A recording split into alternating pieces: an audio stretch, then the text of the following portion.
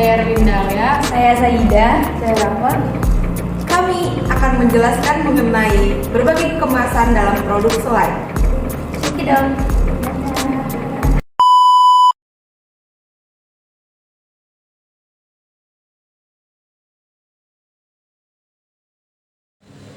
Pengemasan telah ditemukan sejak zaman dahulu, di mana saat pertama kali manusia mengenal cara untuk menyimpan suatu produk.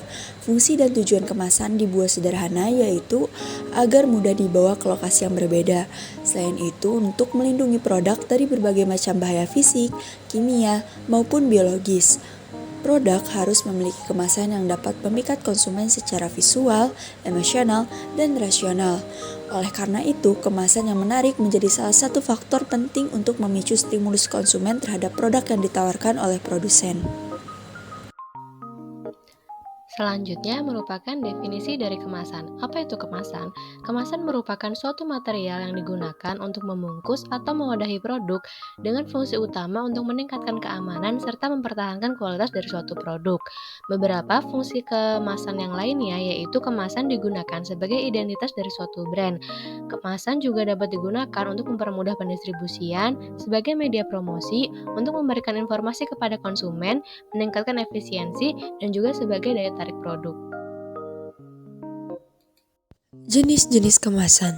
Terdapat berbagai macam bahan kemasan yang dapat digunakan untuk mengemas suatu produk, seperti bahan kertas, plastik, gelas, logam, dan fiber yang dilaminasi. Produk yang dikemas dapat menentukan bentuk dan jenis kemasan yang digunakan.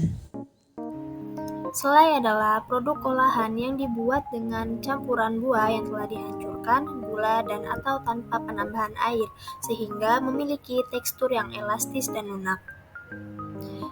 Selai juga merupakan produk olahan pangan yang memiliki tekstur seperti gel atau semi padat dan terbuat dari buah yang dihaluskan.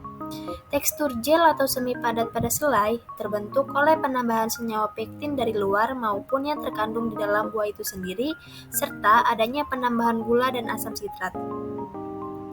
Pektin, gula, dan asam sitrat akan berinteraksi pada suhu tinggi membentuk konsistensi gel dan akan menetap ketika suhunya dingin. Tingkat kekerasan dan kekentalan pada gel pada selai buah dipengaruhi oleh konsentrasi pektin, gula, dan asam sitrat yang ditambahkan pada bubur buah. Konsistensi pektin yang baik pada pembuatan selai yaitu sebesar 1-1,5%. Jenis kemasan pertama yang digunakan dalam produk selai adalah plastik PET atau polyethylene terephthalate. Polyethylene terephthalate atau PET merupakan jenis kemasan berbahan dasar plastik dengan nomor kode 1 dan menjadi salah satu jenis polimer plastik yang luas penggunaannya di pasaran. PET merupakan jenis plastik lunak sehingga banyak diaplikasikan untuk produksi botol minuman air mineral dan berkarbonasi sebesar 26%, botol jus dan sejenisnya sebesar 18%, dalam bentuk lebaran atau film sebesar 14%, dan sebagai wadah atau pembungkus makanan sebesar 9%. Kemasan jenis polyethylene terephthalate atau PET memiliki karakteristik khusus yang membuatnya banyak dipakai dalam industri pangan. Beberapa sifat dan karakteristik kemasan PET diantaranya, yang pertama, dia bersifat mengkilap dan juga transparan. Yang kedua, plastik PET memiliki stabilitas panas yang baik. Yang ketiga, merupakan penghalang atau barrier yang baik terhadap gas. Yang keempat, permukaan film plastik PET lebih polar dibandingkan plastik PP dan juga PE. Yang kelima, plastik PET tahan terhadap berbagai pelarut dan juga kedap air. Dan yang terakhir, PET merupakan plastik yang inert dibandingkan jenis plastik PVC.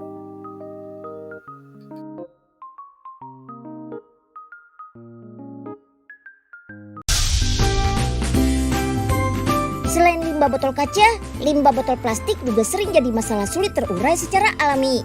Bagusnya sih sampah plastik didaur ulang supaya nggak mencemari lingkungan. Salah satu jenis sampah plastik yang bisa didaur ulang adalah sampah plastik berjenis PET atau polyethylene terephthalate. Yap, plastik dengan kode angka 1 ini paling banyak digunakan sebagai kemasan air minum sekali pakai.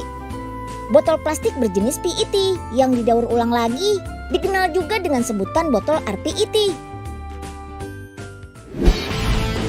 Sejak tahun 2008 lalu, pabrik ini menjadi pabrik pertama di Indonesia yang mulai mengolah sampah botol plastik jenis PET menjadi botol plastik daur ulang. Serpihan botol plastik yang baru datang perlu disortir terlebih dahulu.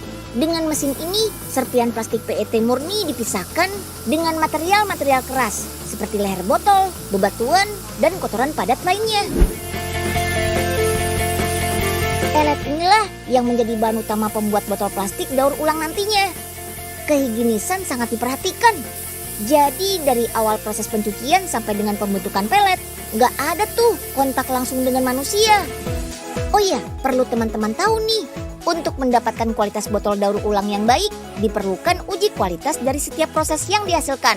Pertama, ada uji kandungan air pada serpihan botol plastik. Pastikan kandungan air nggak boleh lebih dari 1%. Kalau lebih, botol yang dihasilkan bisa berwarna belang seperti berkabut gitu deh. Lalu kedua, ada uji warna dari pelet yang sudah jadi. Warna dari pelet nggak boleh terlalu gelap, karena bakal mempengaruhi warna botol nantinya. Dan terakhir, ada uji viskositas atau kekentalan pelet saat dilelehkan. Kekentalan ini bakal mempengaruhi pembentukan dan kekuatan botol nantinya. Sip deh, pelet selanjutnya siap dibentuk menjadi bakal botol plastik daur ulang nih, atau di sini sebutannya preform. Dengan bantuan mesin injeksi, pelet dicetak jadi bentuk tabung panjang kayak gini. Bakal botol seperti inilah yang kemudian siap untuk dibawa ke pabrik pengisian air minum dalam kemasan nantinya untuk dibentuk dan diisi dengan air minum deh. Satu persatu bakal botol berbaris melewati pemanas dan masuk ke dalam cetakan. Di dalam cetakan inilah bakal botol yang sudah melunak saat dipanaskan tadi ditiup dengan udara bertekanan sampai mengembang. Dan tara! Botol plastik daur ulang berjenis PET sekali pakai ini sudah jadi deh. Nah, gimana? Walaupun plastik jenis PET disarankan untuk digunakan sekali pakai dan berbahaya kalau dipakai berulang secara langsung. Nah, dengan proses yang sudah kita lihat tadi, bukan nggak mungkin lagi deh semua botol plastik kemasan berjenis PET bisa didaur ulang. Dengan ide kreatif yang dibarengi kesadaran kita untuk melestarikan lingkungan, yakin deh, sampah plastik yang berlimpah bisa dimanfaatkan jadi sesuatu yang lebih bernilai. Selanjutnya merupakan alasan penggunaan plastik PET pada produk selai. Penggunaan kemasan jenis plastik PET pada selai memiliki alasan fungsional dan juga alasan estetika. Alasan fungsional dari penggunaan kemasan jenis PET yaitu plastik PET mampu melindungi produk dari kontaminasi mikroorganisme dan juga mencegah terjadinya reaksi oksidasi pada selai di dalamnya. Sedangkan untuk alasan estetika, plastik PET yang biasa digunakan sebagai kemasan selai itu bersifat transparan sehingga mampu menampilkan produk yang terdapat di dalamnya. Hal ini tentu dapat meningkatkan daya tarik konsumen untuk membeli selai yang dijual. Selanjutnya ada PVC atau polyvinyl chloride. PVC merupakan salah satu bahan baku pembuat plastik yang bersifat termoplastik dengan jenis nomor kode 3. Termoplastik merupakan jenis plastik yang bisa didaur ulang dan dicetak lagi dengan pemanasan ulang. PVC adalah plastik paling sulit untuk didaur ulang. Plastik ini bisa ditemukan pada plastik pembungkus dan botol-botolan. Karakteristik PVC. PVC dalam keadaan murni merupakan bahan yang bersifat kaku. Selain itu, PVC memiliki karakteristik relatif tidak mudah terbakar, memiliki daya tahan, dan sifat insulasi yang baik. Gelas kaca menjadi salah satu produk anorganik yang terbentuk melewati proses fusi yang dilanjutkan dengan pendinginan. Umumnya, bahan yang digunakan untuk kemasan gelas kaca ini ialah silikat, kapur, dan soda. Gelas kaca memiliki sifat rigid. Dalam proses pengisian bahan yang dilakukan pada kondisi panas, hal tersebut dilakukan untuk memperoleh kondisi vakum pada headspace-nya. Sedangkan proses pembuatan kaca sendiri atas campuran Na2CO2 dan SiO2. Kemudian diturunkan titik leburnya, selanjutnya ditambahkan CaO untuk memperkuat tekstur gelas, serta ditambahkan pula Na2SO4 dan As2O3 yang bertujuan untuk menjernihkan dan menghaluskan bentuk dari gelas kaca. Setelah didapatkan kemasan gelas kaca, selanjutnya dilaminasi dengan silika, polyethylene steroid, polyethylene glycol untuk melindungi permukaan gelas. Adapun karakteristik gelas kaca yaitu kedap terhadap air, gas, bau, dan mikroorganisme, tidak beracun dan transparan, bersifat inert, dan permeabilitasnya sangat rendah.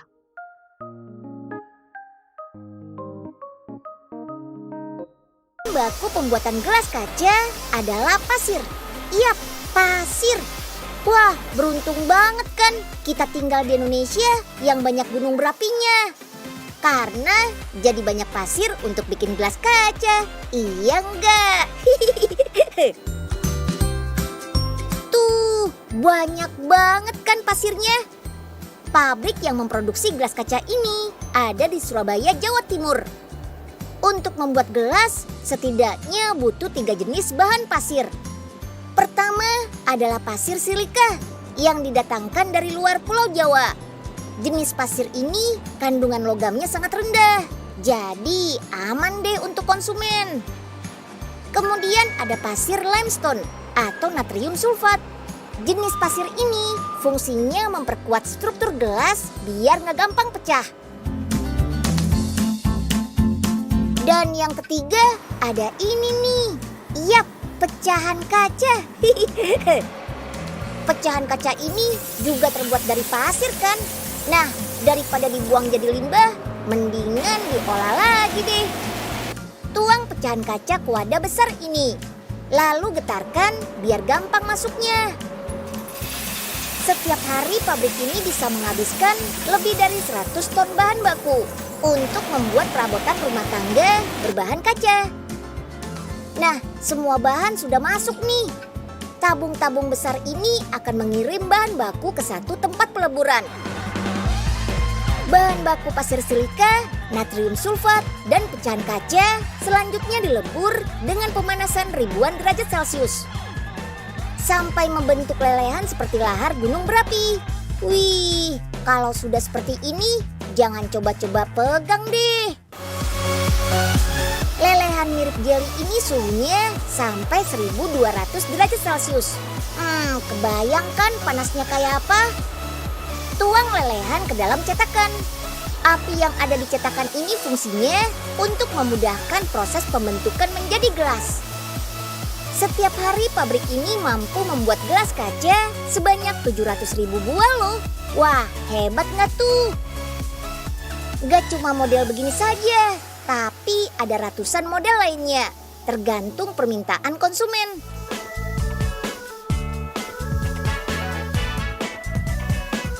Nah, kalau api yang muter-muter ini untuk meratakan sisi atas kaca biar nggak tajam. Berat masing-masing gelas ini sekitar 75 gram. Kalau kurang dari itu atau ada yang bentuknya tidak sesuai, harus dipisahkan dan dilebur lagi. Jangan dipegang-pegang dulu ya. Gelas-gelas ini masih panas loh. Gelas yang sesuai standar selanjutnya dibawa ke ruang oven. Panjangnya 50 meter lebih nih. Panaskan hingga suhu 600 derajat Celcius. Setelah itu dinginkan lagi ke suhu ruangan untuk menguji kekuatannya. Kalau langsung pecah, berarti gelasnya nggak bagus tuh. Sebelum dikemas, cek sekali lagi kondisi gelasnya. Mulai dari cetakan tulisan, warnanya, hingga sisi-sisi permukaannya. Kalau ada yang nggak sesuai, pecahkan saja gelasnya. Gelas-gelas ini nantinya dikirim ke seluruh Indonesia dan juga ke negara lain. Seperti Vietnam, Thailand, bahkan sampai ke Afghanistan. Alasan penggunaan gelas pada produk selai yaitu gelas tidak reaktif dan tahan panas. Pada saat proses pembuatan selai melibatkan panas, kemasan kaca memiliki tampilan yang bening sehingga selai yang dikemas di dalamnya dapat terlihat sepenuhnya dan membuat daya tarik sendiri oleh pelanggan. Tidak untuk sekali pakai, kemasan selai dengan kaca dirancang untuk konsumen yang konsumsinya tidak habis dalam satu kali konsumsi. Memperpanjang umur simpan karena kemasan gelas kaca akan menghambat mikroorganisme yang tumbuh. Kesimpulannya yaitu kemasan merupakan wadah yang dapat meningkatkan fungsi dan nilai dari suatu produk. Fungsi dan tujuan kemasan dibuat sederhana yaitu agar mudah dibawa ke lokasi yang berbeda. Selain itu, untuk melindungi produk dari berbagai bahaya fisik, biologis, maupun kimia. Selai merupakan produk yang terbuat dari bubur buah atau puree buah. Selai memiliki tekstur yang elastis dan lunak. Selai dikemas dengan beberapa jenis kemasan yaitu PET, PVC, dan gelas kaca. Alasan penggunaan ketiga jenis plastik ini pada produk selai yaitu PET dapat melindungi produk dari kontaminasi mikroorganisme dan dapat mencegah terjadinya reaksi oksidasi pada selai. PVC memiliki nilai permeabilitas yang rendah terhadap uap air dan gas sehingga dapat menjaga kualitas dari suatu produk. Gelas kaca tahan akan panas, memiliki tampilan bening sehingga menjadi daya tarik tersendiri bagi konsumen. Tidak untuk sekali pakai dan dapat memperpanjang umur simpan karena dapat menghambat mikroorganisme yang akan tumbuh.